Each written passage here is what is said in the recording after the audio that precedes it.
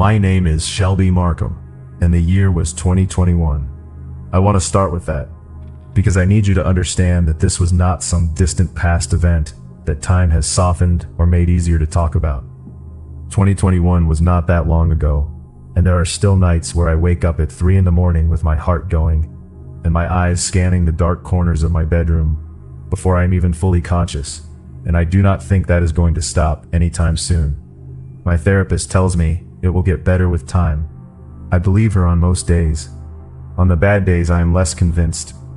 I was 24 years old in 2021 and living in Chattanooga, Tennessee. I had just started a new job as a marketing coordinator at a small creative agency on Market Street downtown, and I had moved into a ground floor apartment on Missionary Ridge, a quiet residential area on the eastern side of Chattanooga that sits on the ridge above the city, with views of the Tennessee River Valley on clear days. It was a beautiful apartment in a beautiful area, and I was genuinely happy there, in the way you are when you're young and starting something new, and everything feels like it is moving in the right direction. That feeling did not last long enough. The first time I saw him was at a coffee shop called Clumpy's Ice Cream and Coffee on Fraser Avenue in the North Shore neighborhood. I was there on a Saturday morning in early March, working on my laptop, and he was sitting 2 tables away. I noticed him only because he was staring at me, and when I looked up and made eye contact, he did not look away. He just kept looking. I held the eye contact for a moment, the way you do when you want to communicate that you have noticed and you are not intimidated, and then I looked back at my screen. When I packed on 40 minutes later and left, he was still there, and I could feel his eyes on my back the entire way to the door. I forgot about it by the time I got home. The second time I saw him was 13 days later at the Chattanooga Market on Carter Street. Outdoor market, Saturday morning, crowded and noisy, and full of the comfortable chaos of a busy public space.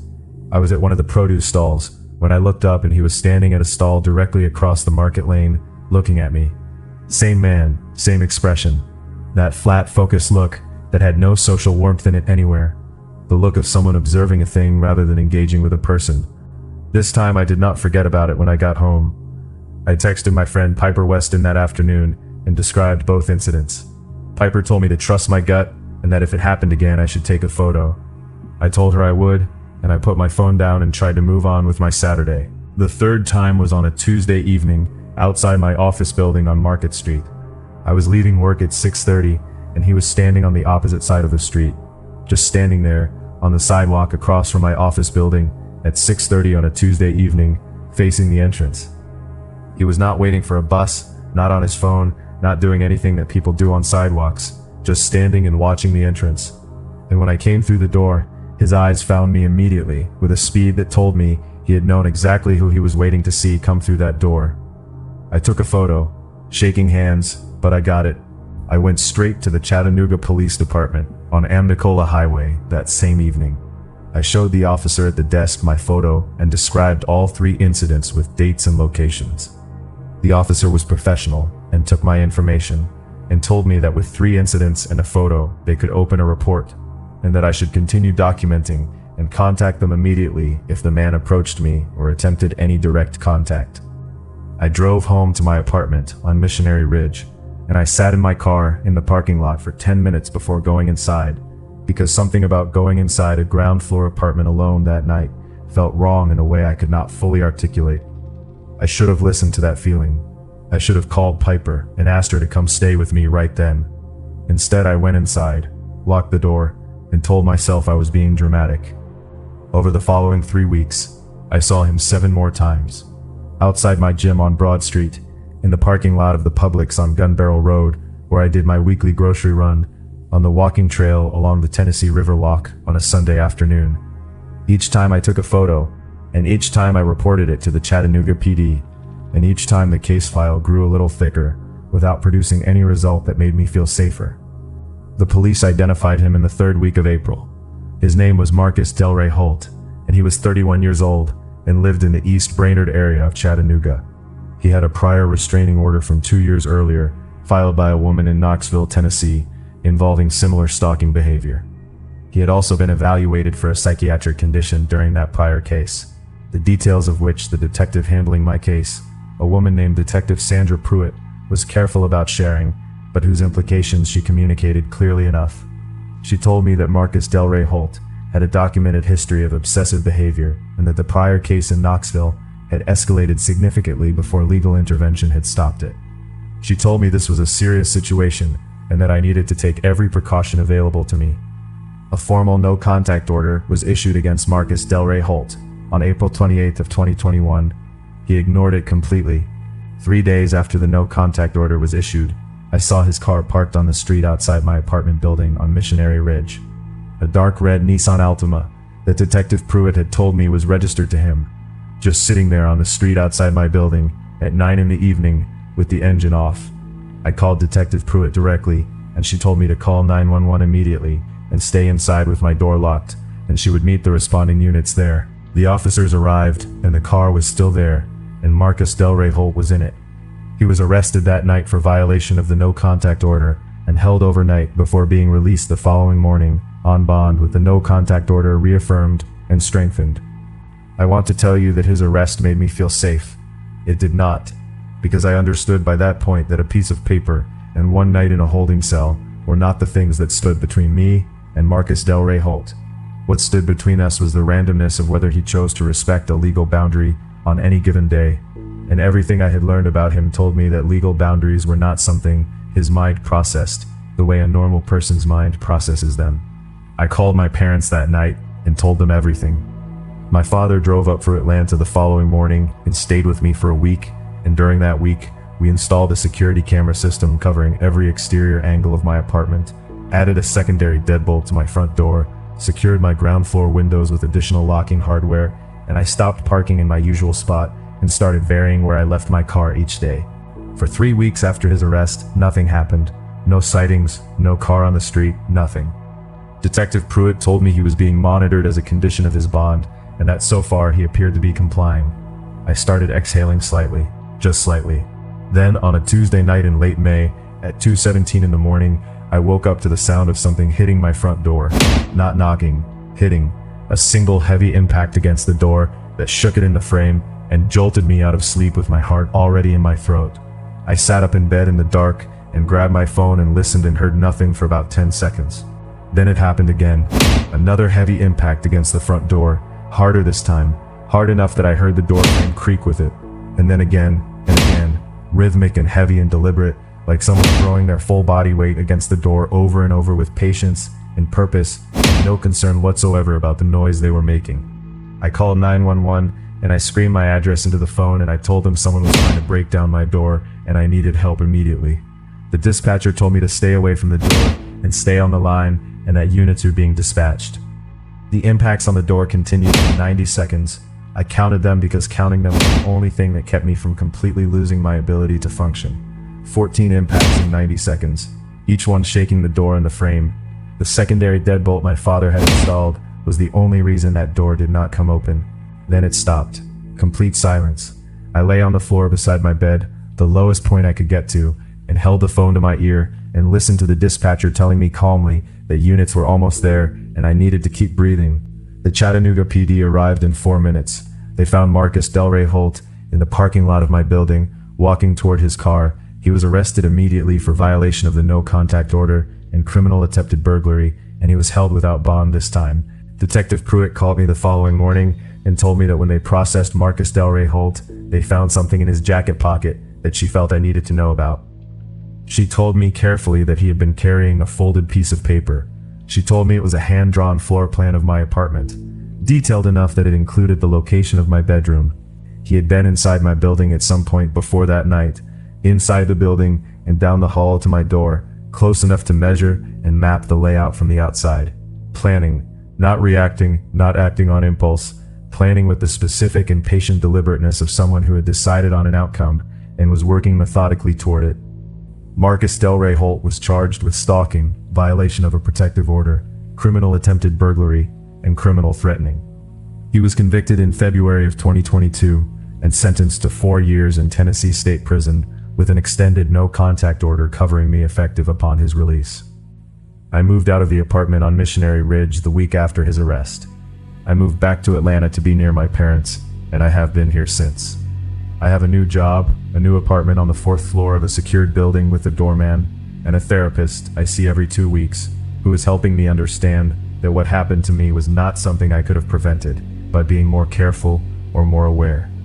But I still check the locks 3 times before bed. I still sit facing the door in restaurants. I still notice every car that parks on my street and register whether I have seen it before. And I still think about that folded piece of paper in his jacket pocket, that hand-drawn floor plan with my bedroom marked on it. I think about it more than I think about almost anything else from that year, and I probably always will. Nobody tells you what it actually feels like to realize someone has been inside your house. Not a break-in where things are stolen and drawers are pulled out, and the violation is immediately obvious everywhere you look. I mean the specific and suffocating realization that someone has been inside your home, carefully and quietly, and has put everything back exactly where it was, so that you almost do not notice. That specific realization is something that rewires you in a way that nothing else quite manages, and I know that because it happened to me in Spokane, Washington, in the fall of 2020, and I have never been the same person I was before that fall. Here is everything that happened from the beginning. My name is Avery Hutchins, and I was 27 years old in 2020, living alone in a rental house on West Dalton Avenue in the Audubon Park neighborhood of Spokane. It was a quiet, tree-lined neighborhood of older craftsman-style homes and mature oak trees, and the kind of residential calm that makes you feel like nothing bad could reasonably find you there. I had moved to Spokane from Seattle 18 months earlier for a job as a graphic coordinator at a regional magazine called Spokane Arts Monthly, and I had settled into the city and the neighborhood and my house on West Dalton in a way that felt genuinely like home. I need to describe the house briefly, because the layout matters later. It was a small 2-bedroom craftsman, 1 story, with a covered front porch facing the street, a living room, kitchen, 1 full bathroom, and a laundry room at the back that had a door leading out to the small fenced backyard. Old house, original windows, original doors, solid wood throughout. The kind of house that creaks in specific ways when the temperature changes, and those specific creaks become so familiar after 18 months that you stop hearing them entirely. Until one of them is wrong. It started in September of 2020 with something so small that I dismissed it immediately and completely. I came home from work on a Tuesday evening, and the throw pillow on the left side of my couch was on the right side. I noticed it because I am a particular person about my space, and I had specific habits about where things lived in my house, and that pillow had been on the left side of that couch for 18 months. I picked it up and put it back on the left, and made a mental note that I must have moved it without remembering, and did not think about it again. 4 days later I came home, and the kitchen chair that I always pushed fully under the table when I left the house was pulled out at an angle. Not dramatically, not thrown across the room, just pulled out from the table at an angle, the way it looks when someone has been sitting in it and pushed back slightly when they stood up. I stood in my kitchen doorway and looked at that chair for a long time. I went through the house room by room, checking every window and every door. Everything was locked. Nothing was missing. Nothing was visibly disturbed beyond that chair. I called my friend Margot Reeves, who lived about 10 minutes away, and asked her if she had stopped by my house for any reason and let herself in with the spare key I had given her. Margot told me she had not been near my house in 2 weeks. I took my spare key back from Margot that same night, not because I suspected her of anything, but because I needed to account for every key that existed to my house, and taking it back was the fastest way to do that. I had 2 keys, the one I carried and the one Margot had been holding. With both of them now in my possession, I told myself that whatever I had noticed was a product of my own distracted routine, and I needed to stop letting my imagination construct problems that did not exist. I changed my behavior without fully admitting to myself why I was doing it. I started taking photos of specific things in my house before I left for work each morning. The couch pillows, the kitchen chairs, the position of items on my bathroom counter. A small personal inventory documented on my phone each morning that I could check against when I came home each evening. I told myself it was just to put my mind at ease.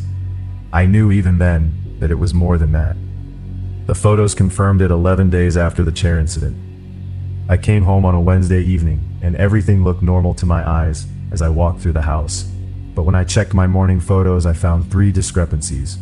The hand soap dispenser on my bathroom counter had been moved approximately 6 inches to the left. The paperback book on my nightstand had been moved from its position, flat on the nightstand, to propped against the lamp base. And the blinds on my bedroom window, which I always left at the same height, had been raised about 4 inches higher than my morning photo showed them. Someone had been in my bedroom. I called 911 from outside the house, standing on my front porch, because I could not make myself stay inside. The Spokane Police Department sent 2 officers who swept the house and confirmed no one was currently inside before they let me back in. I showed the officers my photos and the 3 discrepancies, and one of them, a woman named Officer Dana Kelleher, looked at the comparison photos very carefully for a long time before she said anything. She told me that what the photos showed was consistent with someone who had entered the property and moved through it deliberately and carefully and had attempted to return things to their approximate original positions before leaving. She used the word approximately, and she said it carefully, and I understood what she was telling me. Whoever had been in my house had been paying enough attention to my space to know roughly where things should go when they put them back. They just had not been paying attention quite carefully enough. Officer Kelleher filed a full report and told me to get my locks changed immediately, which I did the following morning. Every exterior door in the house replaced with new hardware that same day. She also told me to look into security cameras for the exterior of the property and to document every single thing that seemed out of place from that point forward, no matter how small. I did all of those things. I had cameras installed, covering the front porch, the backyard, and both side gates within 4 days of that conversation with Officer Kelleher. The camera footage from the following Thursday morning showed me everything I needed to see, and everything I had been afraid to see. At 11:14 in the morning, while I was at the office on West Main Avenue, a man came through the back gate of my fenced yard. He had a key to the gate padlock. He walked directly to the back door of my house, the laundry room door, and he had a key to that too. He went inside and he was in my house for 31 minutes before he came back out the same way he had come in, through the laundry room door and back through the gate, and walked away down the alley behind my property. I could see his face clearly on the camera. I did not recognize him at all. I took the footage to the Spokane PD that same afternoon, and Officer Kelleher reviewed it and told me she was escalating the case immediately. Within 72 hours she called me and told me they had identified the man from the footage. His name was Nathan Colby, and he was 38 years old and lived in the Browns Addition neighborhood of Spokane, about 2 miles from my house on West Dalton. The connection between Nathan Colby and my house on West Dalton Avenue came down to something I had never considered. The house I was renting had been rented previously by a woman who had dated Nathan Colby for approximately 8 months before ending the relationship. Nathan Colby had been given a key to the back gate and the laundry room door during that relationship. When that woman moved out and I moved in 18 months later, Nathan Colby still had both keys. He had been letting himself into what he knew as his former girlfriend's house. Whether he understood on some level that she was gone and I was someone new, or whether something else entirely was happening inside his thinking, I was never told, and I am not sure I wanted to know. Nathan Colby was arrested and charged with residential burglary and stalking under Washington state law. He eventually pled guilty to a reduced charge of criminal trespass and stalking, and received 24 months of supervised probation and a permanent no-contact order covering me and the address on West Dalton Avenue. I moved out of that house 1 month after his arrest. I could not stay there. Every room had been walked through by someone who should never have been inside it, and I could not unfeel that no matter how many new locks were on the doors. I live in a different part of Spokane now. I have cameras on every exterior angle of my current house, and I change my locks every 12 months without exception. The property manager of my current rental thinks I am extremely thorough. She has no idea.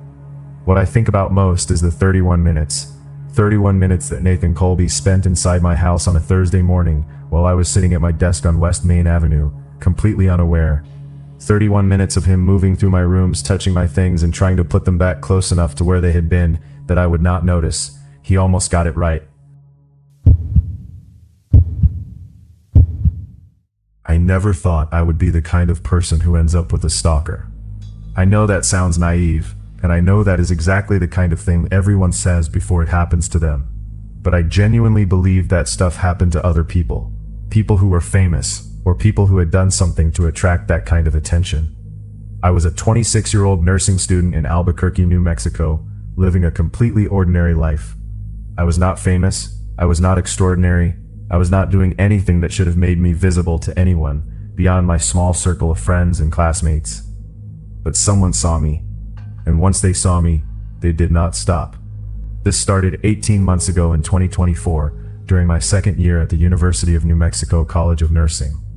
I was living in a small house I rented with two roommates, a girl named Claire Hutchins and another girl named Becca Sawyer, on Girard Boulevard NE, about a mile from the main UNM campus. It was a good living situation. Claire and Becca were both nursing students too, so we kept similar schedules and got along well, and the house itself was comfortable and felt safe in a neighborhood that was quiet and mostly residential. I commuted to campus every day either by walking or by bus depending on the weather. The walk took about 20 minutes and went through a stretch of residential streets that I had done so many times it was completely automatic. Head down, earbuds in, moving on autopilot. That autopilot is what let it start without me noticing. The first time I saw him, I did not register him as anything. He was just a man sitting on a bench at the bus stop on Lomas Boulevard that I passed every morning on my walk to campus. Somewhere in his late 30s, medium build, dark hair, nothing distinctive or alarming about him in any way. Just a man at a bus stop. I walked past him and did not give him a second thought. The second time I saw him was 3 days later at the same bus stop. Same bench, same posture, just sitting there. I noticed him only because I have a good memory for faces, and something in my brain flagged the repetition without attaching any meaning to it yet. The third time was not at the bus stop. It was at the library on the UNM campus. I was sitting at a table on the second floor, working through a study session, when I looked up and saw him sitting 2 tables away, facing in my direction with a book open in front of him. I looked at him for a moment, trying to place why he seemed familiar, and then it clicked. Bus stop on Lomas. I looked back down at my notes and told myself it was a coincidence. UNM is a large campus with tens of thousands of students and staff, and surrounding community members who use the facilities. A person appearing twice in my week was not a pattern, but then it happened again, and again, and again. Over the following 2 weeks, I saw him 7 more times. Outside the coffee shop on Central Avenue where I studied on Tuesday afternoons, in the parking lot of the grocery store on Montgomery Boulevard where I shopped on weekends, standing on the corner of Girard and Lomas one evening when I was walking home from a late study session, just standing on that corner with his hands in his pockets, facing the direction I was walking from. That last one was what broke the coincidence explanation permanently for me. People do not stand on street corners at 9 in the evening for no reason. People do not stand on the specific corner that sits between a nursing student's campus and her house at 9 in the evening, unless they know where she is coming from and where she is going. I told Claire that night. I sat at our kitchen table and told her everything, and watching her face change as I went through the list of sightings told me that my instincts were right, and I was not overreacting. Claire is a practical and level-headed person, and she did not try to talk me out of what I was telling her.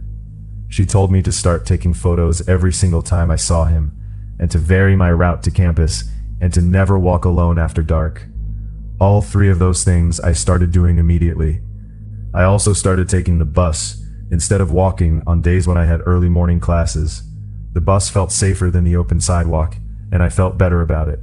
For about 10 days I did not see him at all, and I started breathing a little easier, which I now understand was exactly what I was not supposed to do, because he had not gone away, he had just adjusted. I found out how badly he had adjusted on a Thursday night when I was coming home from a late lab session at the nursing college. It was just past 10, and I had taken the bus to the Lomas stop and was walking the last 4 blocks to the house on Girard.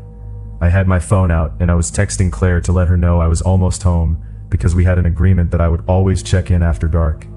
I was half a block from the house when I noticed the car. It was parked on the opposite side of Girard Boulevard, facing the house. Engine off, no lights, just sitting there in the dark on a residential street at 10 at night. I would not have thought anything of it, except that as I walked past it, I could see that there was someone in the driver's seat, just sitting in a dark parked car on my street at 10 at night, facing my house. I did not slow down. I did not look directly at the car. I kept walking at the same pace, and got to the house, and went inside, and locked the door and went straight to the window and looked out. The car was still there. I grabbed my phone and called 911 immediately. I told the dispatcher there was a man sitting in a parked car on Girard Boulevard directly across from my house with no lights on at 10 at night, and that I had been experiencing what I believed was stalking behavior from an individual matching his description for the past several weeks. The dispatcher took my information and told me units were being sent. I watched from the window while I waited, and the car did not move. Whoever was in it just sat there in the dark, across from my house, for the 4 minutes it took the Albuquerque PD unit to turn onto Gerard. The moment the patrol car's headlights came around the corner, the parked car's engine started, and it pulled away from the curb fast, and drove in the opposite direction. The officers took my full statement that night, and I gave them everything. Every date, every location, every sighting I had photographed over the previous weeks. One of the officers looked through my photos carefully, and told me the images were clear enough to be useful. They ran the plate of the car I had seen parked outside my house, and came back 40 minutes later with information. The car was registered to a man who had no prior criminal record, and no connection to me or to anyone I knew. The officers went to speak with him that same night, and came back to the house afterward, and told me that when they arrived at his address, the man had claimed he did not know me and could not explain the pattern of sightings I had documented. He had been formally warned and told that any further contact or proximity would result in charges being filed. One of the officers sat across from me at my kitchen table and told me something that I have thought about every single day since. He said that in his experience, the documentation I had kept, the dates, the locations, the photographs, was the single most important thing I had done throughout the entire situation. He said that without that documentation, there was nothing they could have acted on. He said most people in my situation do not start documenting until it is too late. I asked him what he meant by too late. He looked at me for a moment, and then said that most people wait until something physical happens before they start taking it seriously. I understood what he was not saying directly, and I felt cold all the way through when I understood it. I finished my nursing degree and moved out of the house on Girard Boulevard at the end of that academic year. I am living in a different part of Albuquerque now, and I have not seen that man or his car since the night the police went to speak with him. I vary my routes constantly, I do not keep predictable schedules, and I do not walk alone after dark under any circumstances. I think about those first 2 weeks when I told myself it was a coincidence. All those mornings walking past the bus stop with my earbuds in and my head down, completely unaware that someone had already decided I was worth watching.